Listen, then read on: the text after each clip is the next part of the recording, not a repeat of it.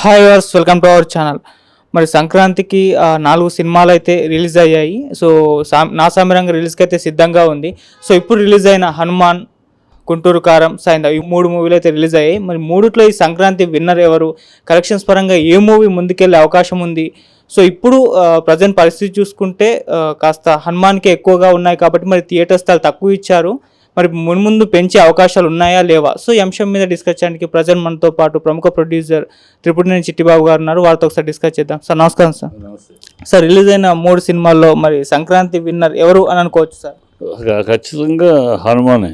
ఎందుకంటే హనుమాను తీశారు, ప్లస్ అయోధ్యకి ప్రతి టికెట్లో 5 రూపాయలు ఇవ్వటం అనే మాట, ఆ మాట కోసం రావడం. ఇప్పుడు సినిమా కూడా బాగుండబట్టి అయితే టికెట్ ఖర్చు అయినా పర్వాలేదు, ఫ్యామిలీతో వెళ్దాం, దేవుడి సినిమా, హనుమంతుడిని అందరూ పూజించేవాళ్ళే, ప్లస్ బ్యాచిలర్స్ గాడు యూత్ అంతా ఎగబడతారు. ఆ ఫోర్స్ ఉంటుంది, ఆ తమాష ఉంటుంది, ఆ పవర్ ఉంటుంది కనుక చూస్తారు. ప్లస్ అయోధ్యకి 5 రూపాయల టికెట్కి ఇస్తారన్నప్పుడు ప్రతి హిందువు చూడటానికి, మనం డైరెక్ట్గా ఇవ్వలేము. డైరెక్ట్గా మన ఏదో ఒకటి మనం ఉడతాభక్తిగా మనం చేసినట్టు ఉంటుంది. అయోధ్యకి, రాముడికి, రామాలయానికి మనం కూడా ఇచ్చినట్టు ఉంటుంది అని ప్రతి హిందువు ఎగబడతారు. బాగుంది. మామూలుగా అయితే దీని మీద ఎగబడినా బాగాలేకపోతే ఎక్కడో ఆగిపోద్ది. బాగుంది కనుక సినిమా కూడా బాగుంది, బాగా తీశాడు కనుక అదే ప్రశాంత్ వర్మ పురుడు తీసినంత ముందు కల్కి కావచ్చు, జామిరెడ్డి, నేను యాక్ట్ చేశాను, జామిరెడ్డి కావచ్చు, అంత పనిచేశాను కూడా కనుక మంచి ఎఫెక్టివ్ డైరెక్టర్. ప్లాను ప్రతి షాట్ గీసుకుని కంప్యూటర్లో పెట్టుకుని అన్నీ అలా తీసే డైరెక్టర్. ఏదో ఆషామాషిగా తీసేసి తర్వాత ఎడిటింగ్ రూమ్లో సర్దుకుంటాం కాదు.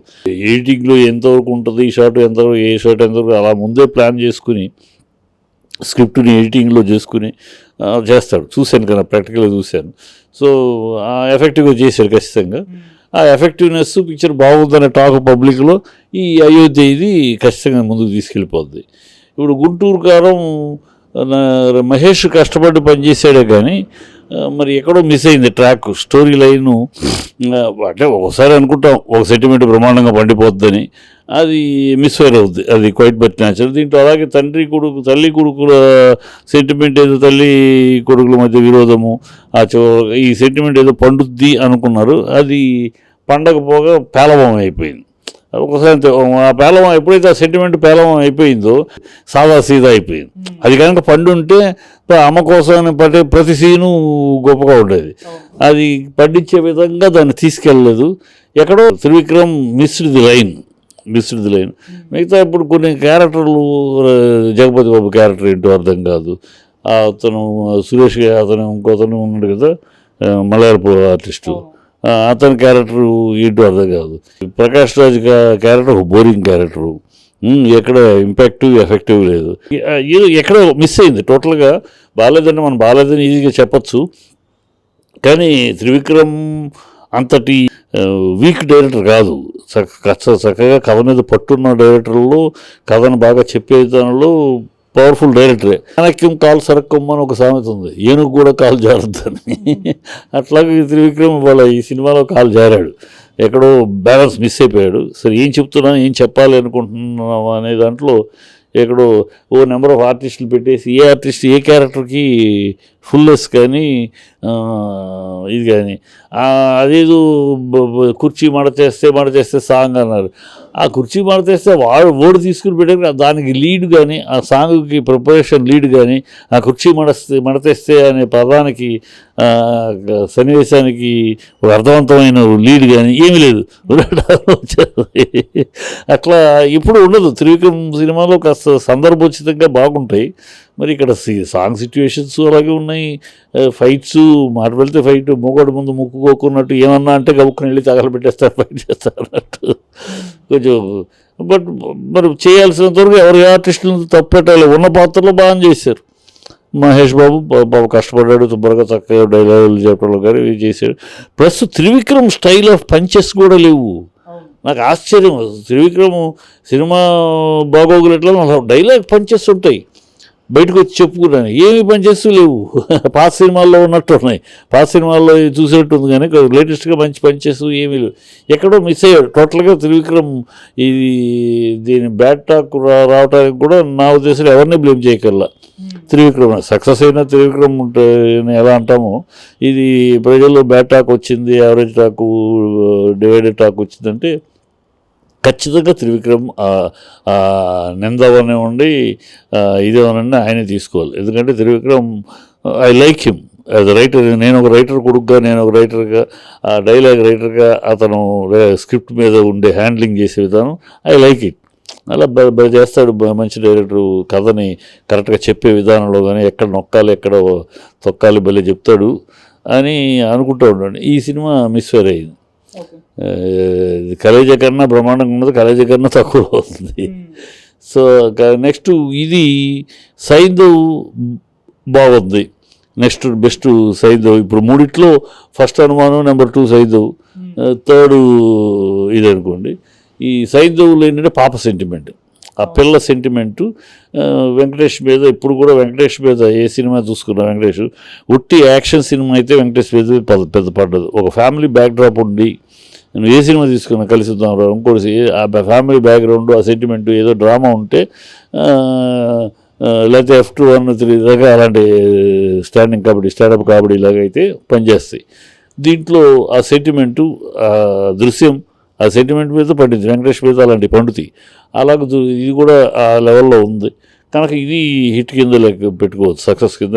అందరికీ పెట్టుబడి పెట్టిన వాళ్ళకి, ఇది కొన్న వాళ్ళకి అందరికి కూడా రూపాయి మిగిలిపోయేదే కానీ పోయేది కాదు. చూస్తే అది కూడా ఒక క్రైమ్ ఎంటర్టైనర్ లాగా ఉంది. అతని ఇమేజ్కి తగినట్టే సోగ్గాడులాగా ఆ స్టైల్లో యాక్షన్ కమ్ ఒక సైటైర్ ఎంటర్టైన్మెంట్ ఉంది. అతని నాగార్జున ఇమేజ్కి సరిపడేది. అది కూడా నిలబడొద్దనే కోరుకుంది. ఎప్పుడు ఏంటంటే అది సంక్రాంతి సీజన్లో 2-3 సినిమాలని ఆడియన్స్ పోషిస్తారు డెఫినెట్గా. 2-3 సినిమాలు, మిగతా సీజన్లో ఒక సినిమా 2 సినిమాలు అంటేనే తలకాయ నొప్పి వచ్చేస్తుంది, ఏది దెబ్బతింటుంది.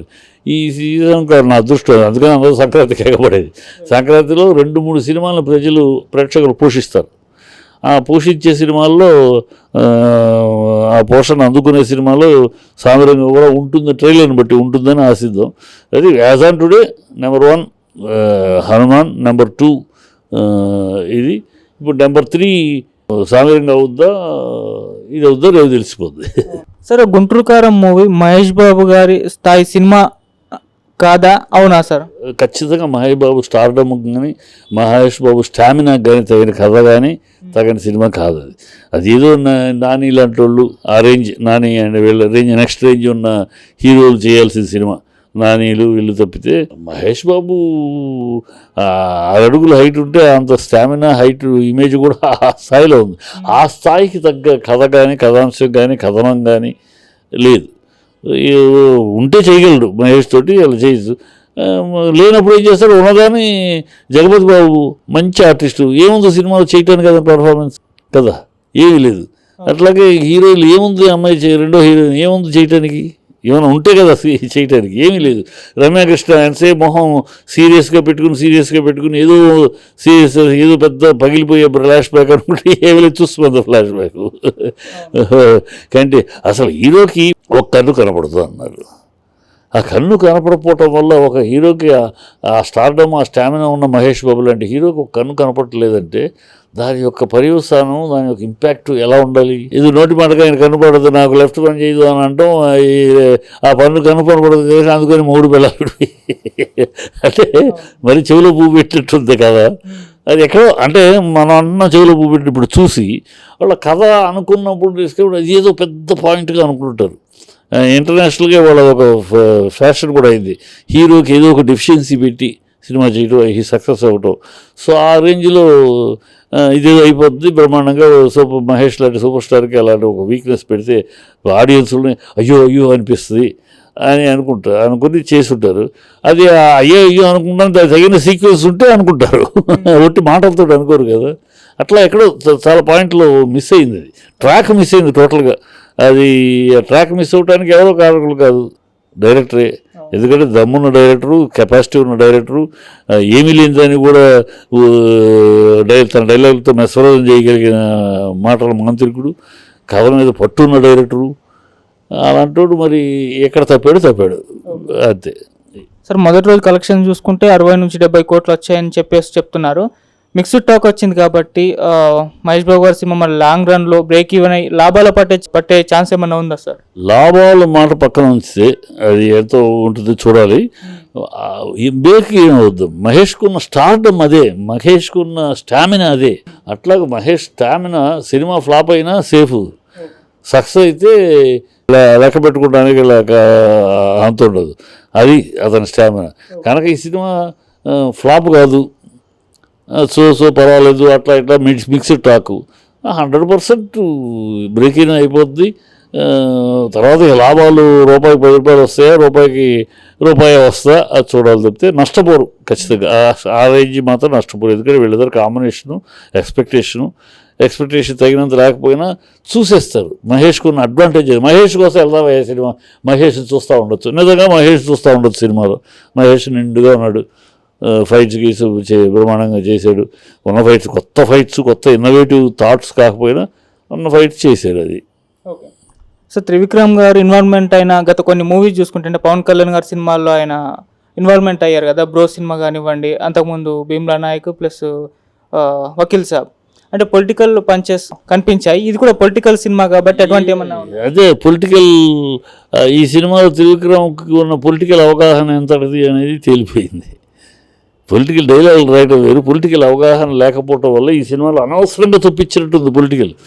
ఆ పొలిటికల్ ఇష్యూ న్యాచురల్గా కథతో పాటు రాలా, బలవంతంగా చూపించినట్టు. ఏదో పొలిటికల్గా అంటే పవన్ తోటి ఎక్కువ తిరగటం వల్ల ఆ పొలిటికల్ మైండ్ ఎక్కిందో ఏమో, బలవంతంగా ఉంది. ఆ పొలిటికల్ డైలాగులు కానీ, పొలిటికల్ ఇది కానీ దేనికి అట్రిబ్యూట్ అవుతుంది, ఎవరికి అసోసియేట్ అవుతుంది ఏమీ లేదు, క్లారిటీ లేదు.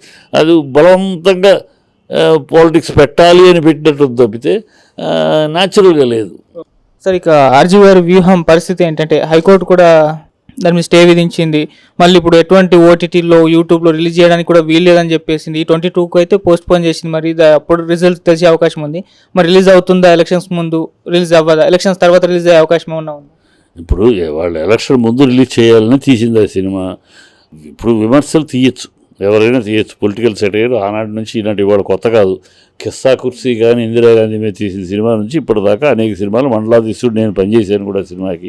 మండలాధీశుడు సినిమా కూడా ఎన్టీఆర్ మీద ఈయన. దీంట్లో ఒక రీజన్ ఉంది. ఫ్రీడమ్ ఆఫ్ ఎక్స్ప్రెషన్ అనేది 19A ఉంటే కూడా కాన్స్టిట్యూషన్లో పక్కనే సి ఉంటుంది. ఏమనంటే ఇతరులను హర్ట్ చేసే ఇది ఉండకూడదు అనేది. ఇక్కడ ఏం జరుగుతుంది, నువ్వు క్యారికేచర్, నేను సెన్సార్ మెంబర్ కూడా పనిచేశాను. క్యారికేచర్ అంటే రూపం, అదే రూపం పెట్టి చేస్తున్నావంటే నువ్వు పెట్టేదానికి ఆధారాలు చూపించాలి. ఇప్పుడు మన్మోహన్ సింగ్ మీద తీశారు, మొత్తం ఆధారాలు చూపించారు, ఆధారాలు చూపెట్టి సర్టిఫికేట్ ఇచ్చారు, రూపం అదే పెట్టారు కనుక. అలాగే కాశ్మీర్ ఫైల్స్ ఇన్సిడెంట్స్ 298 సాక్ష్యాల పేపర్ కట్టింగ్స్ కానీ ఆడియో రికార్డింగ్ అన్నీ తీసుకెళ్ళి చూపించారు. అందుకని కాశ్మీర్ ఫైల్స్ కూడా. సో నువ్వు ఊహాజనితంగా చెప్పినప్పుడు నువ్వు క్యారికేచర్ పెట్టకూడదు. క్యారికేచర్ పెట్టకుండా ఊహాజనితంగా నువ్వు చంద్రబాబు బదులు ఇంద్రబాబు అని పెట్టు, రూపం వేరే, పేరు ఇంద్రబాబు, రూపం వేరే, నువ్వేమైనా పెట్టుకో నీ ఇష్టం. నాకు క్రియేటివ్ లిబర్టీ అని చెప్పు, నువ్వేమైనా పెట్టు నీ ఇష్టం. దాన్ని సెన్సార్ అడ్డుకుంటానికి లేదు, కోర్టు అడ్డుకుంటానికి లేదు. కానీ రూపం అదే రూపం పెట్టి నువ్వు చేస్తున్నప్పుడు అది చేయొచ్చు. కానీ నువ్వు చెప్పేదానికి ప్రతిదానికి సాక్ష్యాధారాలు కావాలి. సాక్ష్యాధారాలతో నువ్వు ఆ రూపం పెట్టినప్పుడు అదే క్యారికేచర్ పెట్టినప్పుడు చేయాలి. ఇప్పుడు రామ్ గోపాల్ చేసింది ఏంటి, క్యారికేచర్ పెట్టాడు. వాళ్ళందరూ రూపాలు అదే రూపాలు చూపిస్తున్నాడు, గడ్డేమో అది చూపిస్తాడు. చూపించినప్పుడు 3 ఇన్స్టిట్యూషన్ని మేనేజ్ చేశాడు చంద్రబాబు అంటున్నావు. మేనేజ్ చేశాడు అంటాను, నీ దగ్గర ఆధారాలు లేవు. ఎవరో అనుకుంటున్నారు, వాళ్ళు అన్నారు, వీళ్ళు అన్నారు, ఆ పేపర్లు రాశారు, అందుకని కుదరదు. అది నువ్వు నిర్దిష్టమైన ఆధారాలు చూపించాలి.